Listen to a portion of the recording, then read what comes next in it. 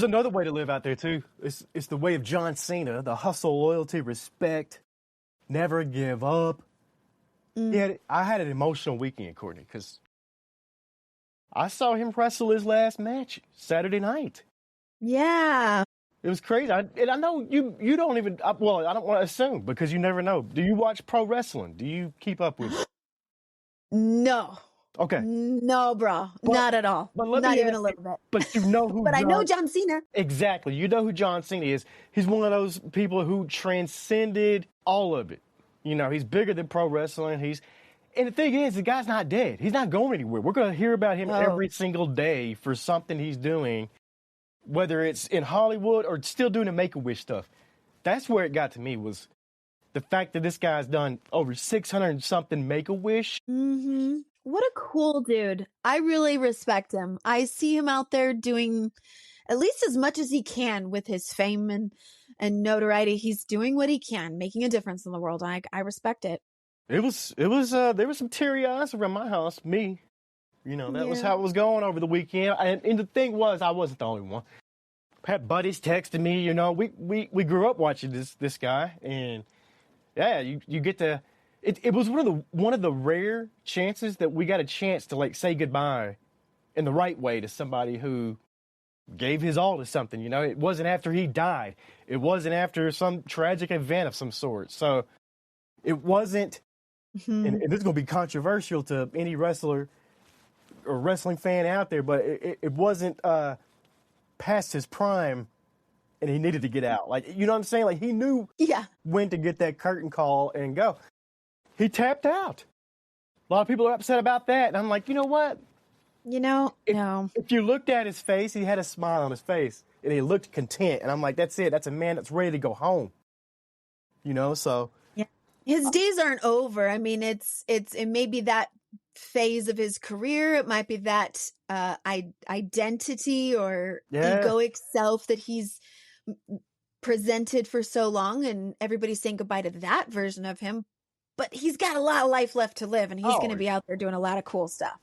Yeah. I mean, no spoilers, but he popped up on Pluribus last week, so he's already out there making his.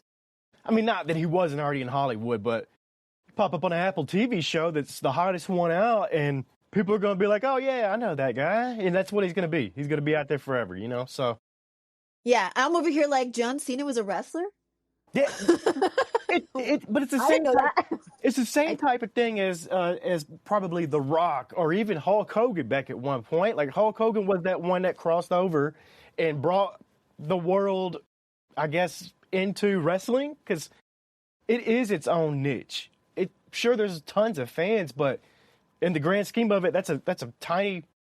It's not even that big of a fan base, you know, compared to a soccer or Major League Baseball or football, NFL. Here, it's not that big of a fan base. So when you can't cross over like that, you've got to look at it as a generational like superstar, and that's what John Cena was. That's what he is, still is. So yeah, still is, still kicking, and growing that influence that he has, all that fame and fortune, putting it to good use too. And I respect that. When you're rich and famous, what are you going to be doing to outreach? What would be like your focus if you had $1 billion or whatever? You're just like, I've got all this influence, I've got all this money. What would be your focus? Kids. Same thing, kids. That's where it's at. That's where the future's at. Yeah.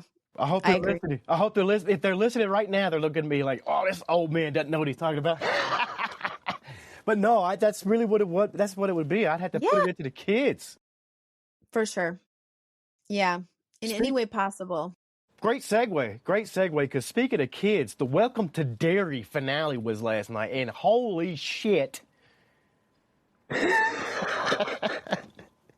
Emphasis on the I'm going to tell you, that's the worst segue ever to tie the kids together with this Welcome to Derry thing, because we love the children, and also, holy shit.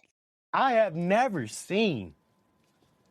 I'm just telling you, Pennywise the Clown, the Welcome to Derry finale, and there were some just nukes dropped of some facts about Pennywise and some other stuff going on. So, that's all I can say, because I don't want to go into spoilers, but yeah, not quite yet. Let's get to that when we get to cover it on this show. We Parallel will. frequencies. We're going to be covering it and that pluribus, and we're going to be, all of it's coming. We got a lot to So do. put a pin in that. It'll be on the conveyor belt, and we have no lack of subjects to talk about on this show.